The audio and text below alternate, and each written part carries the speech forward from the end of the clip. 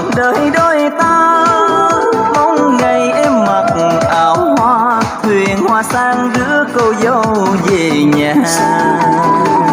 Bằng lòng theo anh, đôi mình chung dưới một mái nhà.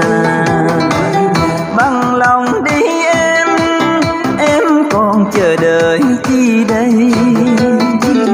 Anh thề yêu mãi chỉ mình em, như con đò cắm sao một bên sông.